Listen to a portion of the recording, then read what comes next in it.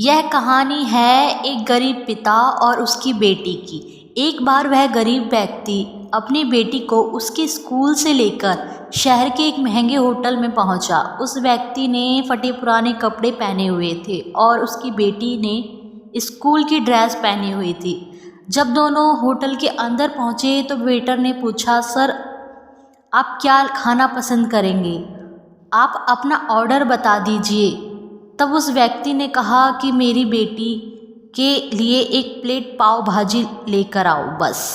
Waiter ने कहा, sir आप कुछ नहीं लेंगे, आपके लिए भी कुछ लेकर आऊं? तो गरीब व्यक्ति ने कहा, मेरे लिए कुछ नहीं, आज मेरी बेटी के लिए पार्टी है। मैंने इससे वादा किया था कि अगर तुम इस ज़िले में 10th क्लास में टॉप करोगी तो मैं तुम्हें सबसे महंगे होटल में पार्टी दूंगा, तो आप सिर्फ बच्ची के लिए पाव भाजी ले आइए। वेटर ये बात सुनते ही दौड़कर उस होटल के मालिक के पास गया और बोला कि सर आपसे एक छोटी सी रिक्वेस्ट है कि आप मेरी सैलरी में से पैसे काट लेना, लेकिन आज मैं चाहता हूँ कि उस बच्ची के साथ उसके पिता को भी एक प्लेट पाव भाजी खिलाया जाए, क्योंकि उस बच्ची ने पूरे ज़िले में 10th क्लास में टॉप किया है। वह गरीब पिता है, ज़्यादा पैसे नहीं होंगे, इसलिए कह रहा है सिर्फ बच्ची के लिए ले आओ। होटल के मालिक ने जब ये बात सुनी तो मुस्कुराते हुए बोला, तुम उसके पिता के लिए पाव भाजी लेकर जाओ और उसके लिए भी लेकर जाओ, पैसे मत लेना, 4-5 पाव भाजी पैक करवा कर ले जाओ और 2-3 किलो मिठाई भी लेकर जाओ और उनसे कहना यह पार्टी होटल की तरफ से है, आप ये मिठाई ले जाइए और जश्न मनाइए। जब वेटर 2 प्लेट पाव भाजी लेकर गया तो वह व्यक्ति चौंक गया और बोला, मैंने तो एक ही मंगाई थी, मेरे पास पैसे नहीं है।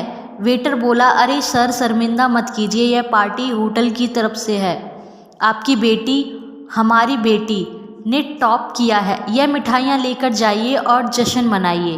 पिता और बेटी खुश हो गए और चले गए। कई साल बीत गए। उस गरीब पिता की लड़की अब यूपीएससी की तैयारी करके कलेक्टर बन चुकी थी और इत्तेफाक से उसी शहर में उसकी पोस्टिंग भी हुई थी। उस लड़की ने उस होटल में सूचना पहुंचा दी कि मैं उस होटल में लंच करने के लिए आ रही हूं। होटल के मालिक ने जब यह सुना तो होटल को पूरी तरह से सजवा दिया।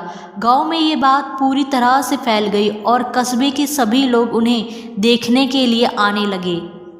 कलेक्टर अपने पिता के साथ उस होटल में पहुंची। कलेक्टर ने होटल के मालिक से कहा कि शायद आपने मुझे पहचाना नहीं, हम वही पिता पुत्री हैं जो कि हमारे 10th क्लास टॉप करने पर आपने हमें पार्टी दी थी।